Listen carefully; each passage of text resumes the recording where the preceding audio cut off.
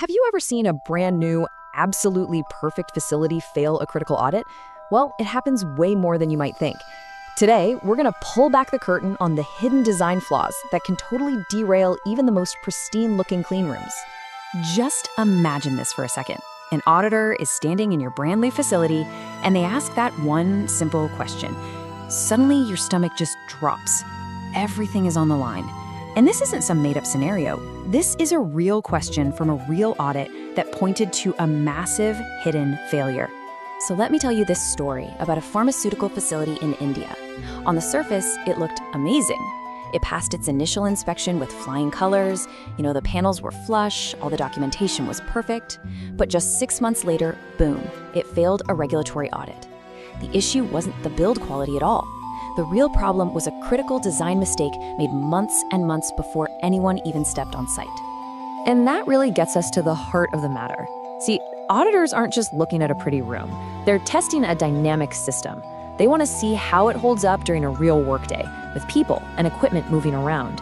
And that's where the design, not just the construction, is literally everything. This is such a crucial distinction to make. Good construction means all the physical parts are put together right. The walls are straight, the paperwork's in order. But a compliant design, that means all those parts work together as a team to stop contamination when things are actually happening. That's the real test. So let's get really clear on what we mean by a design mistake. We're not talking about a crooked panel or a scuff on the floor. A real design mistake is a flaw in the planning or engineering that completely undermines the whole point of the room, which is to control the environment. These are the kinds of errors that lead directly to failed audits and major production risks. And you can see why these mistakes are so devastating. A clean room isn't just 4 walls and a ceiling. It's a finely tuned, interconnected system. The HVAC, the pressure, the doors, the workflow, it's all linked. A single flaw, like a tiny leak in a door seal, can cause the pressure to drop, which then lets contamination spread. It's a domino effect, and just one weak link can bring the whole thing crashing down. So what are these specific mistakes we need to watch out for? All right, let's open up the case files on the most common and most costly design flaws that auditors seem to catch time and time again. You can draw a straight line from what seems like a simple design oversight, like getting the air balance a little bit wrong, to a massive audit risk like cross-contamination. And we're not just talking about a slap on the wrist. That's a risk that could force a product recall worth millions. So yeah, let's break each of these down.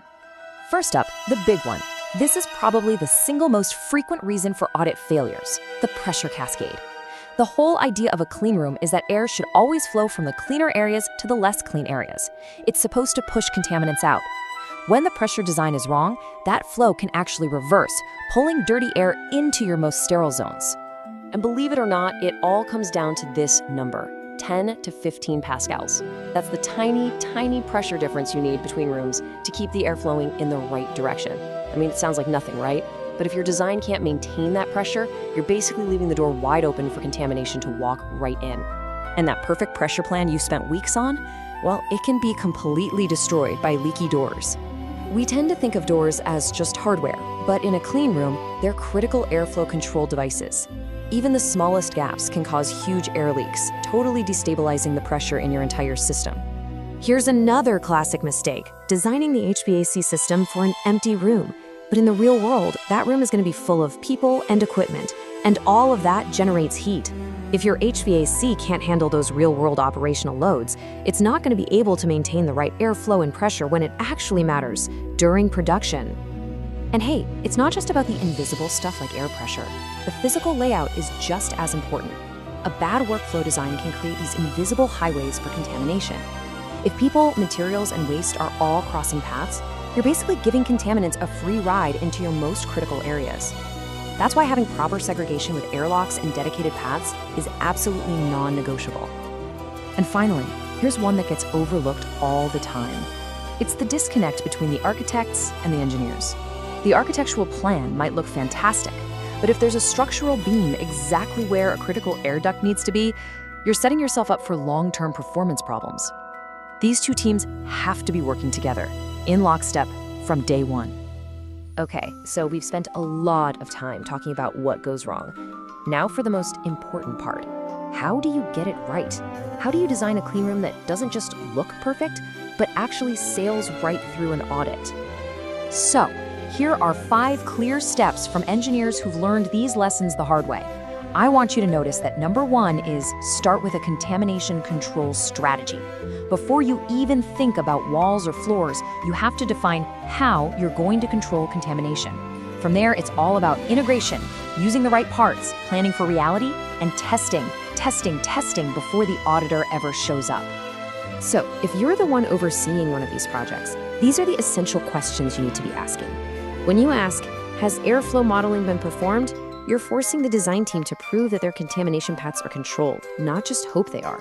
Seriously, every question here can save you from a very, very expensive problem later on.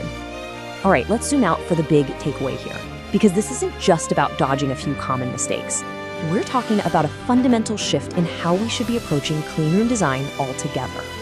The entire industry is moving.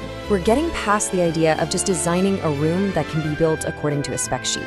The new standard is designing a system that is provably compliant under the stress of real-world operations. As the expectations from regulators get higher, our designs have to get smarter.